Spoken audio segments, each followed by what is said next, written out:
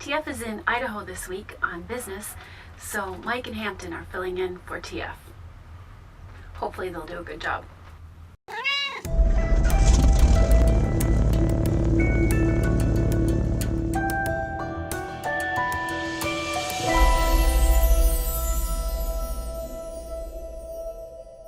If you've been following our video blog for the past 13 weeks, you've probably picked up on the fact that I am really crazy about critters.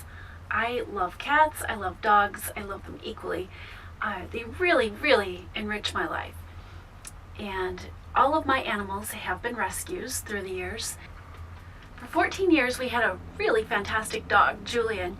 He was a black lab and he also came from a shelter. Sadly, our Julian passed away exactly a year ago today. It was November 11th, and he lived a great life, just died of old age. And with the anniversary of his passing, I didn't want to be sad. I wanted to celebrate his life in a way that would commemorate how much he gave to me. So I chose to spend my day on Friday volunteering with Prevent Homeless Pets in Benton City, Washington. This morning I'm at Prevent Homeless Pets and I'm with Harriet, who is giving me a little tour and explaining what I'm going to do to help today. And the technician, Kathy Hutton, is ready to get into surgery mode. Okay. And then we have animals coming out, and we'll have therefore then instruments to scrub. Okay. And laundry to do, and the recovery table, absolutely, with monitoring and following through, and we'll look at that paperwork. And sure. And so those are probably some of the main things that we'll have you do today. Very good. To overview. Right here are the feral cats, or ear-tipped cats. Okay. And I say feral, but they may or may not be feral technically. This is Diana. Diana is a vet tech assistant, and she's going to show me what's needed today. Okay. Hi. So what we're going to do is we're going to feed some of the cats that are going to spend the night, and they're going to get surgery tomorrow. Very good. So we want to feed them tonight to give them a little something to eat. Okay. So we have these 4 here, and we have another one over there that had surgery yesterday that somebody's going to come back later today to pick it up. This is Ardell, and she's going to introduce me to Fang. This is Spay. Fang, you handsome old devil. I like that Fang has his own office. Well, when we decided, what's this office called? And I said, well, it's Fang's office. Fang lives here.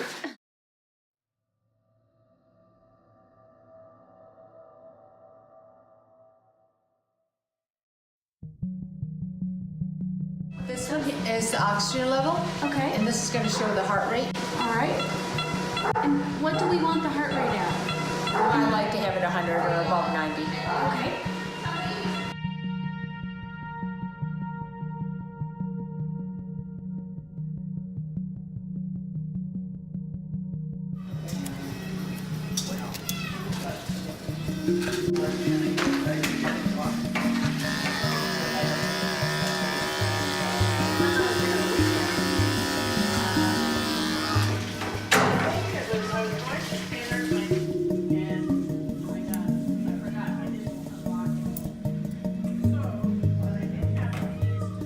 Okay, here's a boy to scrub.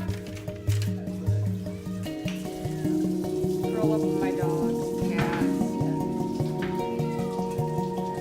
Taking a nap.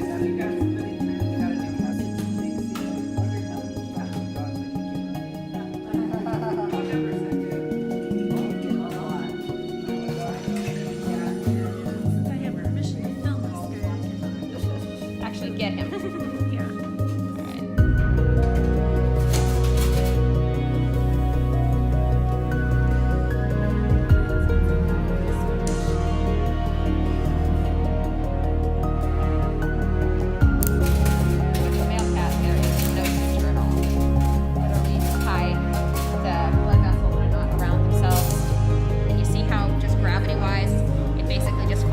Sits there. Yep. So that will, they're in that position without my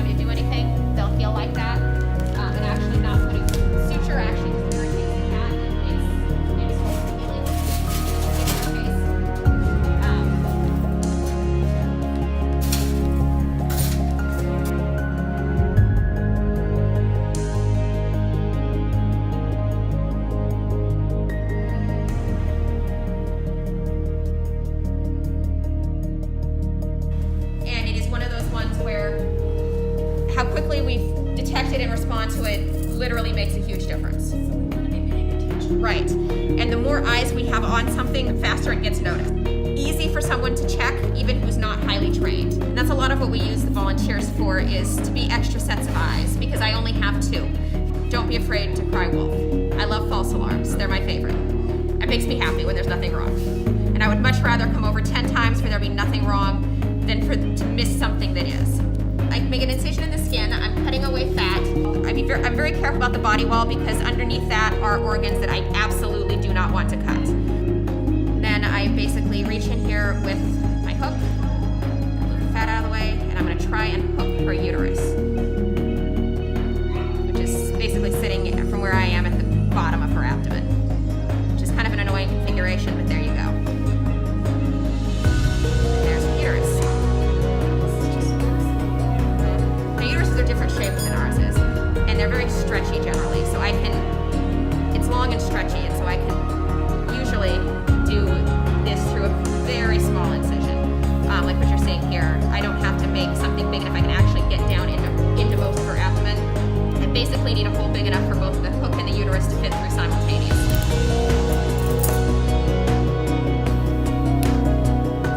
This is a kitten. She has never had kittens before. So this cat has never had kittens, probably never even had a heat cycle, which is the perfect time to do these guys.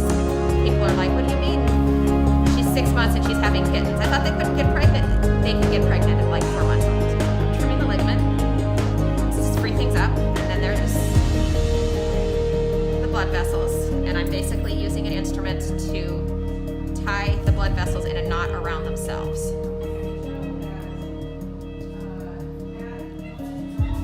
She's ready.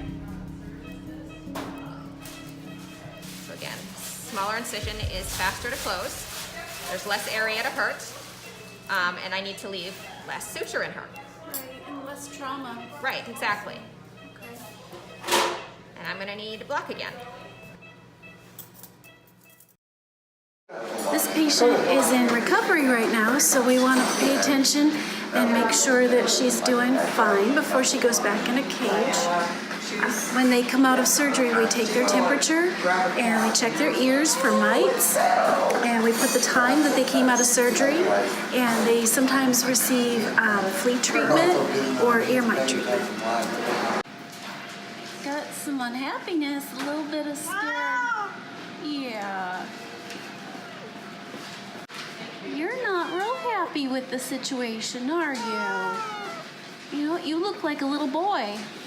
We'll probably find out later what you are, but pretty little lady is Gracie, and Gracie's dad passed away recently, and she is now here while they're looking for a new family for her. And her ideal home would be someone who is mature and maybe doesn't have other pets or children around. Gracie likes to be a lap cat. She's very affectionate. Do we know how old she is? About 10. And she's about 10. So Gracie would like to be adopted.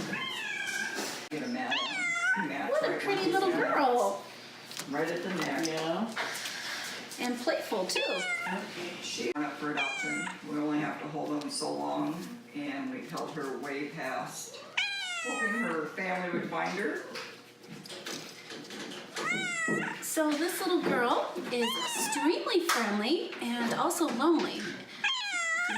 Thinking you'd like some company in your life? Maybe come check her out.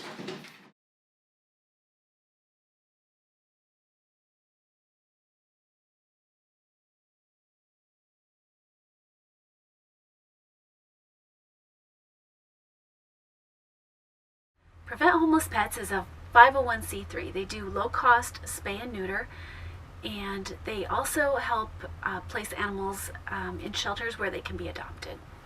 This was really, really rewarding.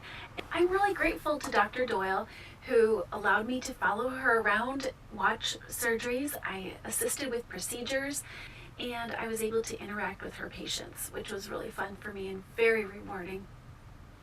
If you're interested in adopting one of the animals that you've seen in the video, I will put information in the comments below on who to contact to make that happen. because you might find yourself a new best friend too.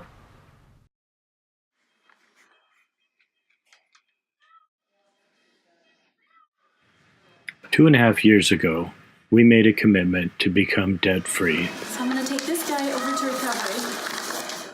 And 21 weeks ago, we sold our home and are now committed to living our lives as simply as we can. Join us each week as we explore our world, plain and simple.